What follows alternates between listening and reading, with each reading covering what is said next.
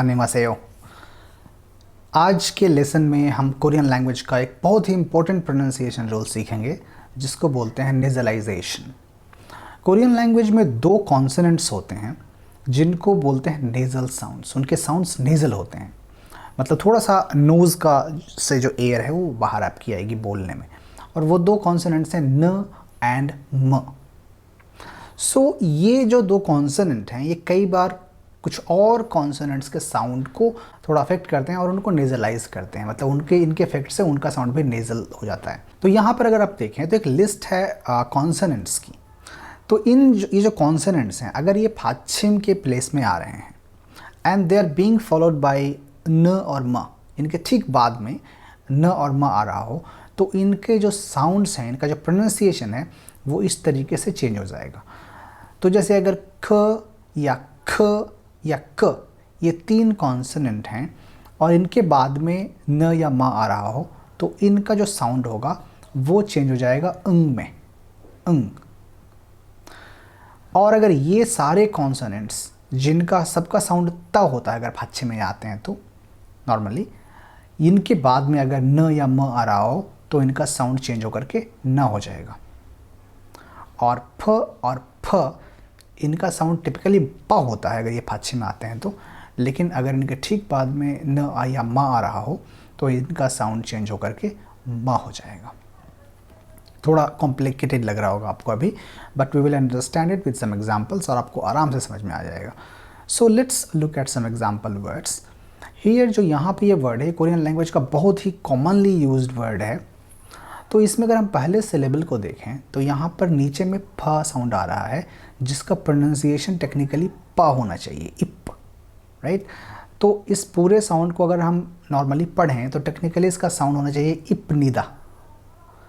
लेकिन यहाँ पर बिकॉज फ इज़ बीइंग फॉलोड बाय न, इसके ठीक बाद में नेज़ल साउंड न आ रहा है, इसलिए इसका जो प्रोनाउंसिएशन होगा फ का वो हमारे रूल के अकॉर्डिंग, यहाँ पे जो रूल है इसमें दिया हुआ है कि इसका प्रोनाउंसिएशन चेंज होकर के म हो जाता है। सो यहाँ पे इसको हम म की तरह प्रोनाउंस करेंगे, प की तरह प्रोनाउंस नहीं करेंगे। सो इसका प्रोनाउंसिएशन रियलिटी में होगा इमनिदा, नॉट इपनिदा, इमनिदा। ओके, इमनिदा। अगला देखते हैं एग्जाम्पल। यहाँ पे जो वर्ड है यह है कोरियन लैंग्वेज। कोरियन लैंग्वेज को हांगुंगमाल भी बोलते हैं। अब यहाँ पे जो ये आप देखेंगे कि ख कैरेक्टर आ रहा है पाछिम में और इसका प्रोनाउंसिएशन टिपिकली होना चाहिए खुक, हांगुक, हांगुक, राइट, हांगुक। और उसके तुरंत बाद में म आ रहा है माल, हांगुक माल। ये प्रोनाउंसिएशन होना चाहिए टेक्निकली इसका अगर हम नेज़लाइजेशन रूल को ना फॉलो करें तो।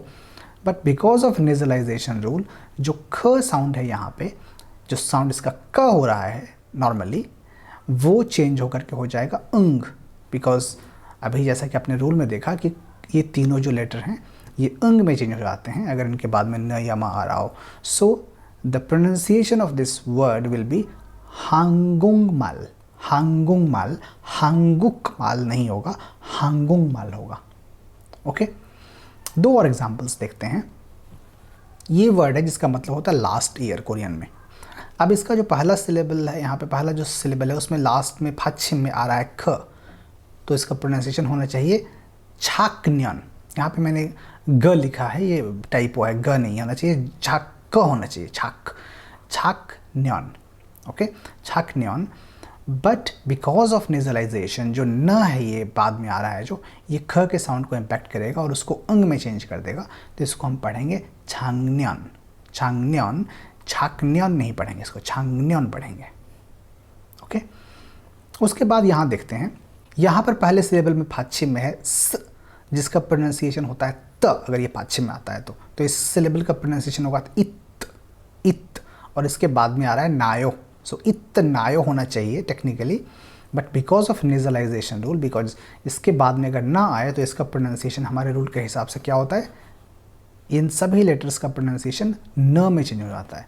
तो यहाँ पे इसका प्रोनाउंसिएशन चेंज हो जाएगा न में और इसको हम पढ़ेंगे इन्नायो, नॉट इतनायो, नॉट इतनायो, इन्नायो। Okay, so that is how nasalization rule works. तो अब आपको कोरियन लैंग्वेज में पढ़ते समय में समझ में आएगा कि कई सारे वर्ड्स का प्रोनाउंसिएशन क्यों चेंज हो जाता है नेज़ल साउंड्स में। अब अगले लेसन में हम मिलेंगे एक और नए इंपॉर्टेंट प्रोनाउंसिएशन रूल के साथ में।